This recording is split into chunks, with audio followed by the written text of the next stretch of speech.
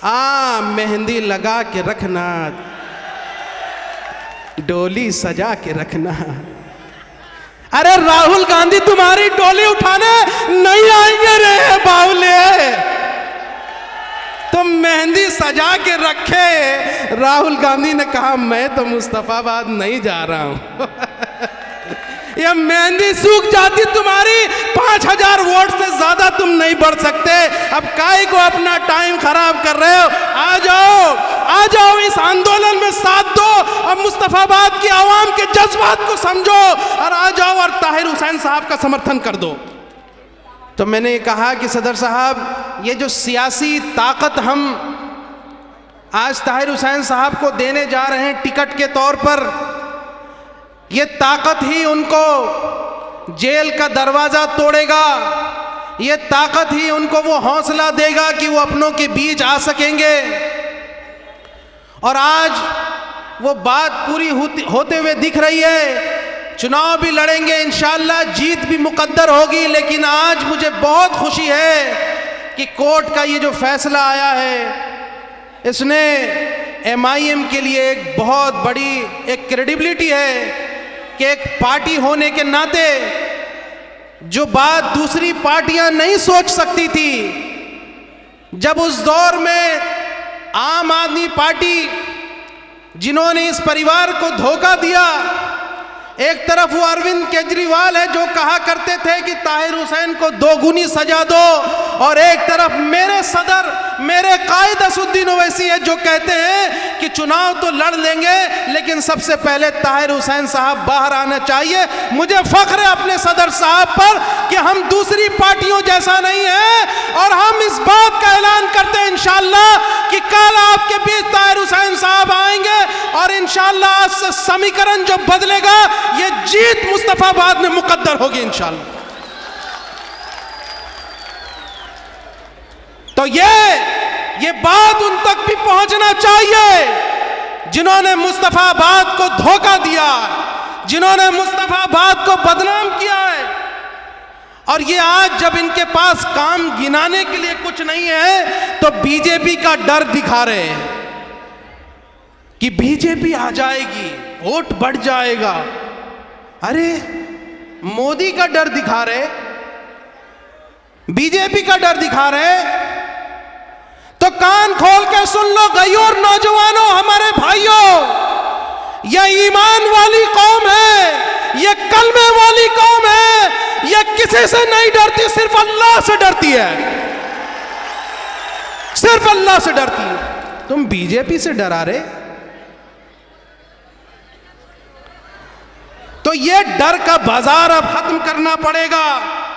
कोई डिवीजन नहीं होगा। बीजेपी को हराना है ना, तो इस बार ठेकेदारी MIM उठा रही है। पूरी मुस्तफाबाद की आवाम एक तरफा ताहिर हुसैन को वोट कर दे, हम बीजेपी को हरा देंगे इंशाअल्लाह। हराओगे ना, जिताओगे।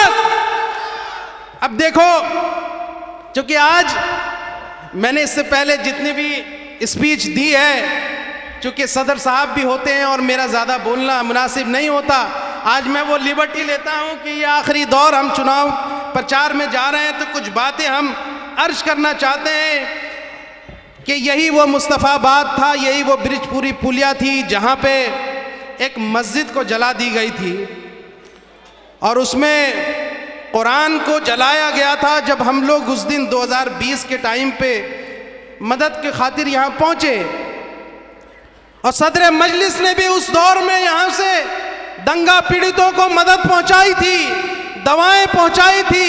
न जाने कितने परिवार ऐसे थे जिनको यहाँ से, जिनकी बेटियाँ वैसे ही शादी के लिए उनकी इंतज़ार हो रहा था और दहेज का सामान जल गया था। जब मैं आया, उन परिवारों से मिला, तो कई बाप हमारे गले लिपट के रोते रहे कि ये हमारा घर जल गया है, मेरी बेटी की शादी होने वाली थी। मैं खुद गवाह हूँ उस बात का। और जब हम उस शिविहार की, जब उस मस्जिद में पहुंचे तो सब कुछ बर्बाद, कुरान भी जला हुआ था, मस्जिद में लोग तबाही मचा चुके थे।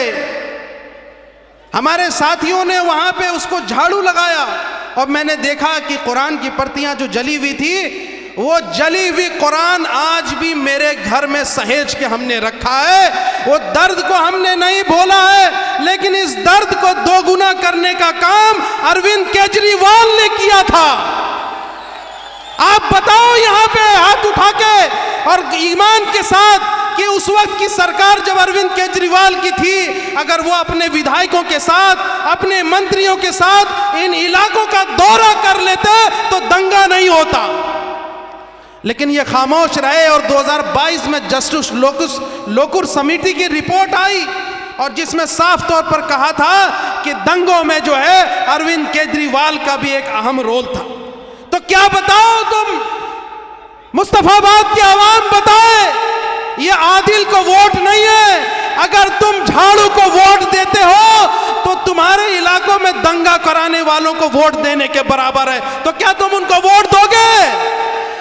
नहीं दोगे ना। ये आवाज सुना देना झाड़ू तक, और झाड़ू के साथ ही हम साफ करेंगे इस बार इंशाअल्लाह।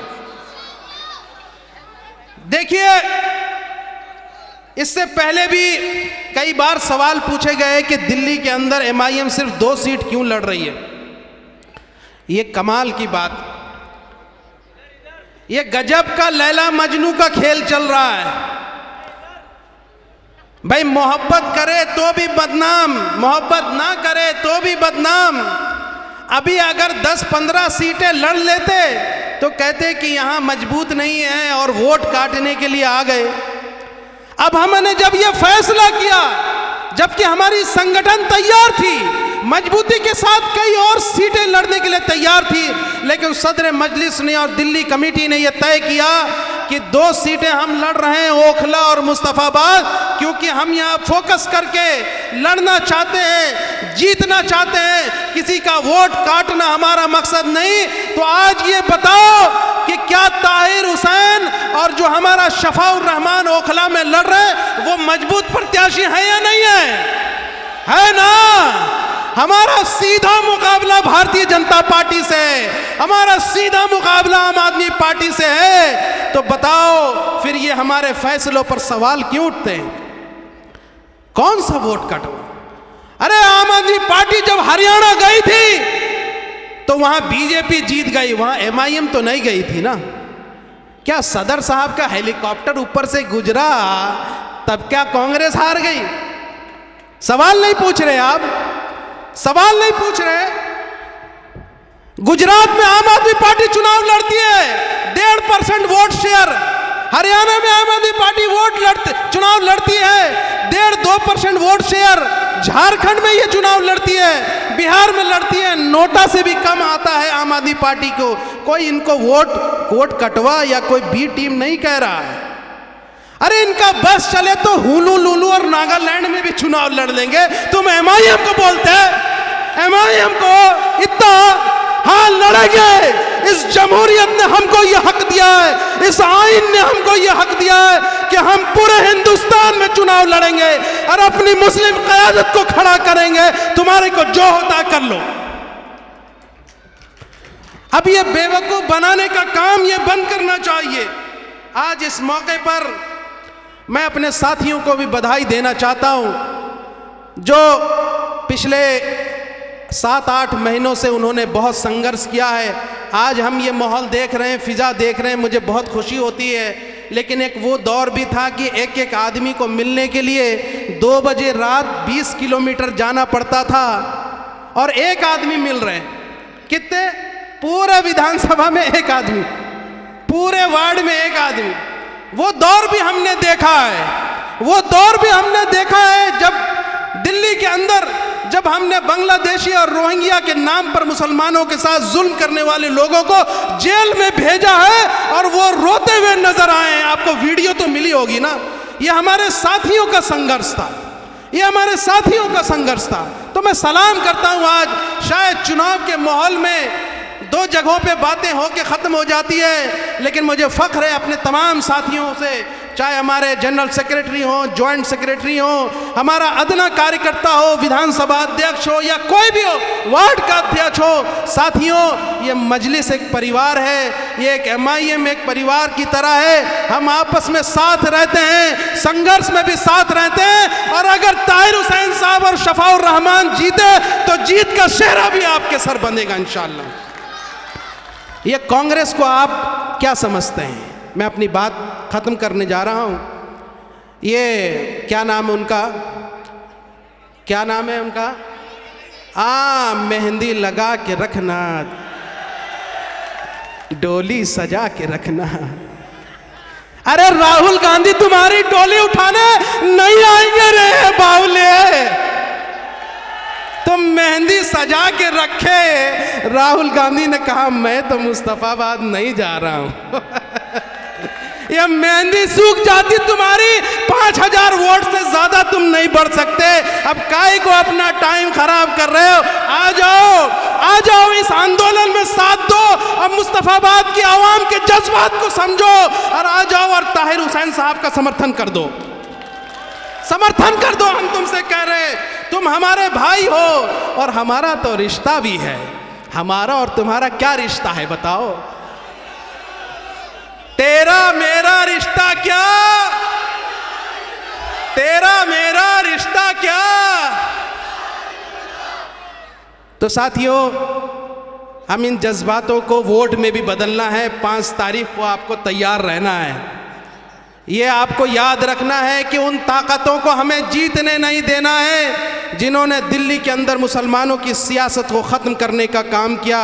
यही वही अरविंद केजरीवाल है जिन्होंने मरकज़ के अंदर ताले लगवाने का काम किया, कोरोना के साथ मुसलमानों को बदनाम किया है।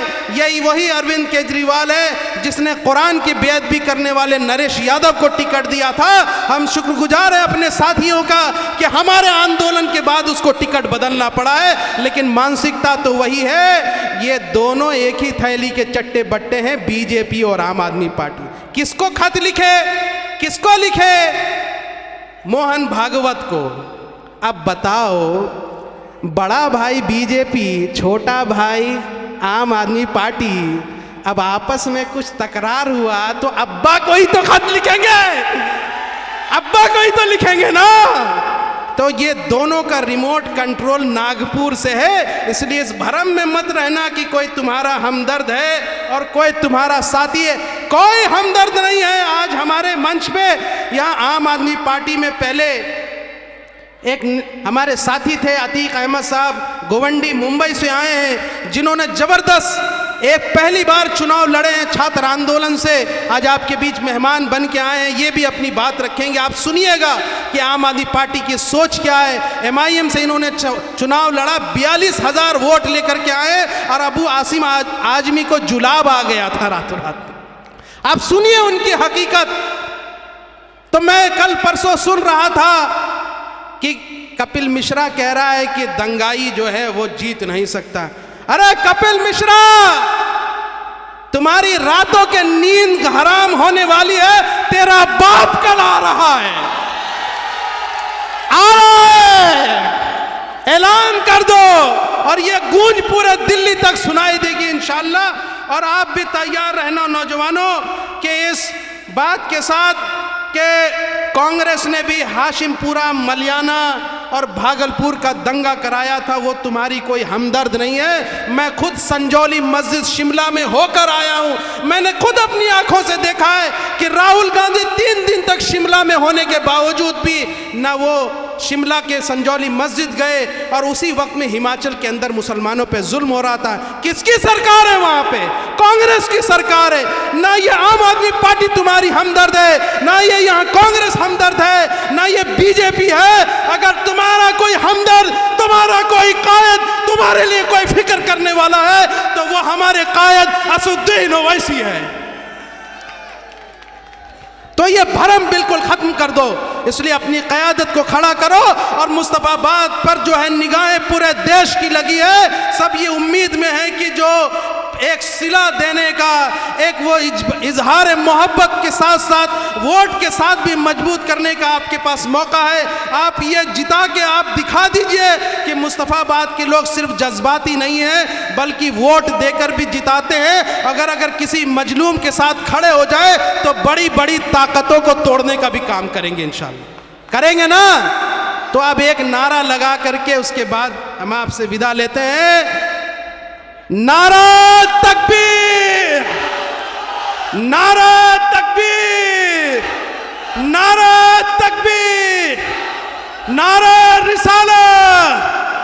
अस्सलाम वालेकुम।